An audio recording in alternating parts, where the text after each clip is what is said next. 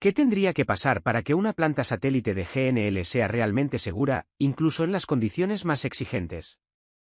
Hoy vamos a entrar en la norma UNE 60210, el documento que define cómo deben diseñarse, construirse, probarse, operarse y mantenerse las plantas satélite de gas natural licuado con depósitos criogénicos, teniendo en cuenta volúmenes, presiones, riesgos y escenarios reales de operación. Una norma que no solo fija requisitos técnicos y medidas de seguridad, sino que además se adapta al tamaño de la instalación, a su perfil de riesgo y a casos especiales, como plantas provisionales, móviles o de emergencia.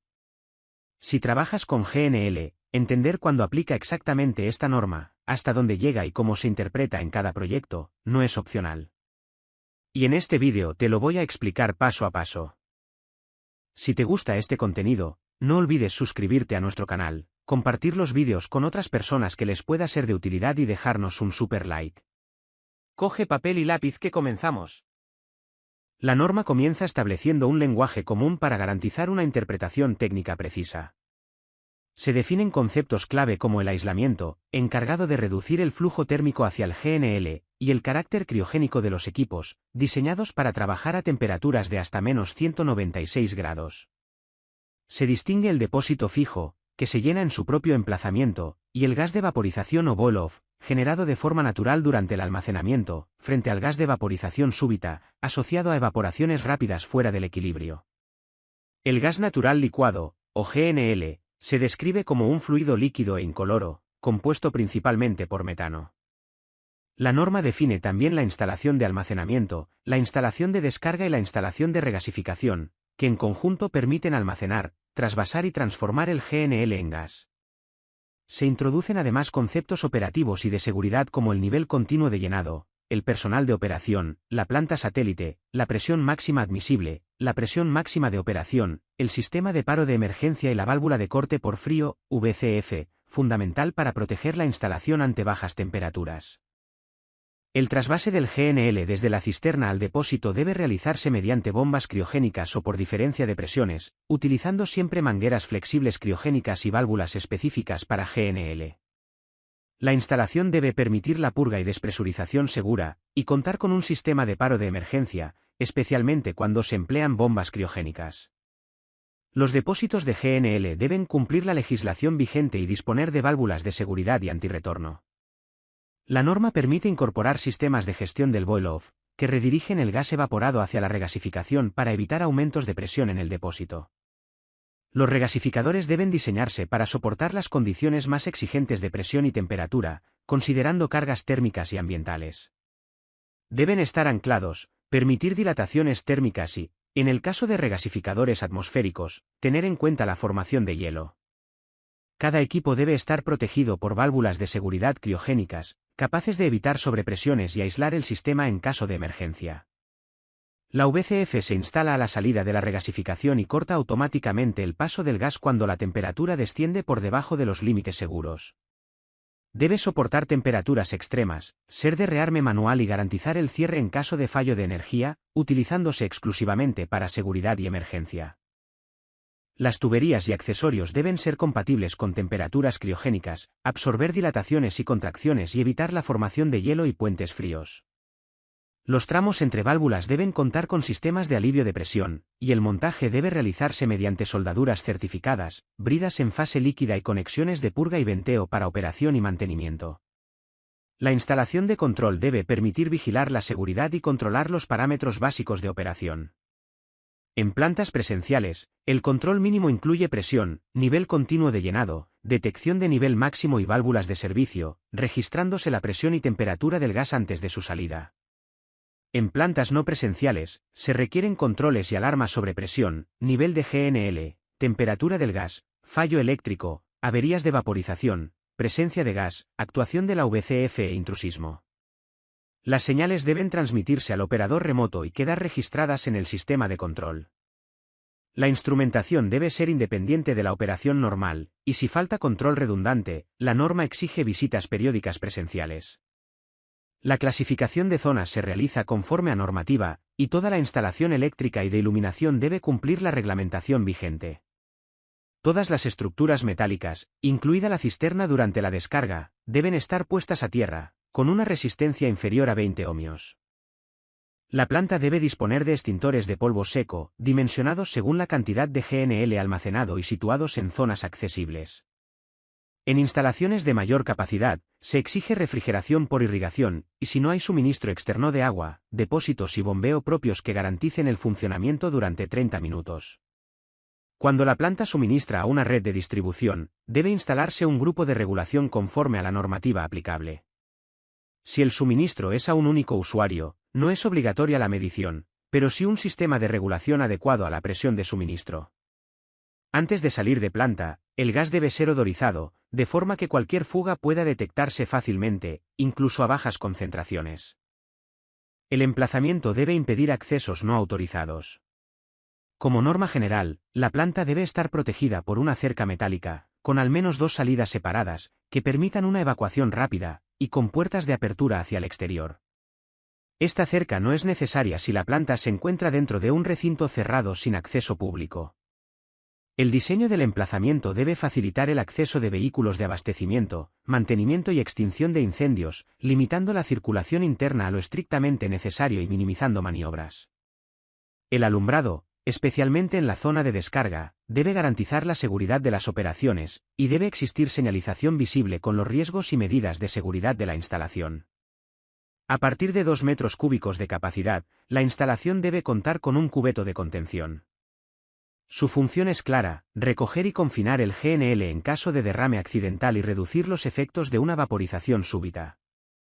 Los cubetos pueden construirse mediante muros, diques, excavaciones o barreras naturales, siempre que resistan las acciones térmicas y mecánicas del GNL. Deben mantener distancias mínimas respecto a los depósitos, permitir la separación entre tanques y facilitar el paso de vehículos cuando existan varios cubetos. La capacidad del cubeto debe ser, como mínimo, la del depósito mayor, o la suma de los depósitos cuando no se hayan adoptado medidas adicionales de protección.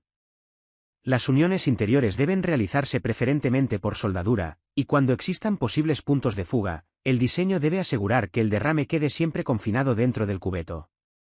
En instalaciones de mayor capacidad, se exige además una válvula criogénica con mando a distancia, accesible desde el exterior y telecomandada en plantas no presenciales. Las distancias de seguridad son los valores mínimos obligatorios que deben existir entre los depósitos de GNL y los distintos elementos del entorno. La norma clasifica las plantas satélite en categorías, en función de la capacidad geométrica total de almacenamiento, desde instalaciones muy pequeñas hasta plantas de hasta 1500 metros cúbicos. A partir de esta clasificación se determinan las distancias horizontales mínimas que deben respetarse.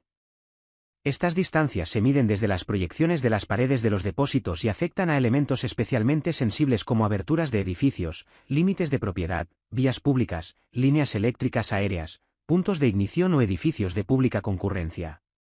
A mayor capacidad de almacenamiento, mayores distancias exigidas. La zona de conexión fija de las mangueras de descarga debe cumplir, como mínimo, las distancias correspondientes a una planta de categoría A, incluso cuando la capacidad real sea superior, salvo en instalaciones muy pequeñas. Cuando no es posible cumplir estrictamente estas distancias, la norma permite introducir medidas compensatorias, como muros, pantallas o paredes ciegas, que obliguen al gas a recorrer una distancia equivalente o mayor. Estas soluciones permiten reducir las distancias hasta un 50%, pero nunca en el caso de líneas eléctricas aéreas, edificios de pública concurrencia ni en la zona de descarga. El cubeto de contención puede considerarse parte de este obstáculo, siempre que se tenga en cuenta su altura y recorrido efectivo. En ningún caso se permite instalar más de un muro adicional, y estos elementos no pueden tener aberturas. Antes de poner en servicio la planta, es obligatorio verificar que los equipos a presión disponen de la documentación reglamentaria y se encuentran en buen estado visual. Los depósitos de almacenamiento deben someterse a una prueba de estanquidad a una presión de 1,1 veces la presión máxima de operación, durante al menos 24 horas, preferentemente con gas inerte seco. En depósitos con aislamiento al vacío, esta prueba puede sustituirse por una medición de vacío, que debe mantenerse por debajo de 0,6 milibares. Además, se debe comprobar el correcto funcionamiento de los sistemas de seguridad, incluyendo el precintado de válvulas, y prever los puntos de venteo y vaciado necesarios para las pruebas. El personal de operación debe contar con formación adecuada, conocer el comportamiento del GNL en fase líquida y gaseosa, dominar los procedimientos operativos y saber actuar ante una situación de emergencia. El personal de control debe estar preparado para responder con rapidez y criterio técnico. Antes de la primera carga de GNL, es obligatoria la puesta en frío del depósito y de los circuitos, mediante una carga controlada de nitrógeno líquido. Durante este proceso se deben inspeccionar los circuitos, controlar el vacío del depósito y garantizar que se mantiene por debajo de 0,6 milibares. Antes de introducir GNL, debe asegurarse que el nitrógeno y los gases de prueba han sido completamente eliminados. La descarga de GNL debe realizarse siguiendo un procedimiento escrito, y siempre con vehículos cisterna conformes a la normativa de transporte y conductores debidamente formados. La operación debe ser atendida por al menos 2 personas, con la cisterna orientada hacia la salida para permitir una evacuación inmediata en caso de emergencia. Antes de iniciar la descarga se deben asegurar medidas básicas como freno de estacionamiento, calzado de ruedas, puesta a tierra y parada del motor, salvo casos justificados.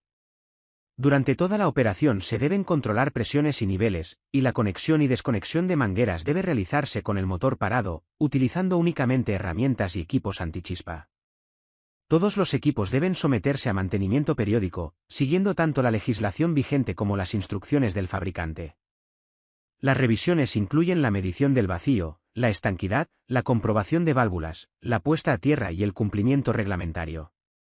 Además, con la periodicidad establecida, el depósito debe someterse a una prueba neumática a 1,1 veces su presión máxima admisible, siempre con gas seco o inerte.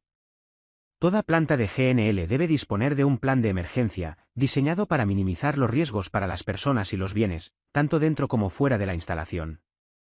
Este plan debe ajustarse a la legislación vigente y ser conocido por todo el personal que opere, controle o utilice la planta. La UNE 60210 no es solo un conjunto de requisitos técnicos. Es una herramienta de diseño, seguridad y criterio profesional para cualquiera que trabaje con plantas satélite de GNL. Define cómo se diseña, cómo se construye, cómo se opera y, sobre todo, cómo se protege a las personas, a la instalación y al entorno. Entender esta norma no consiste en memorizar distancias o presiones, sino en comprender por qué cada decisión técnica existe, cómo se adapta al riesgo real del proyecto y qué margen de responsabilidad técnica tiene el proyectista y el operador.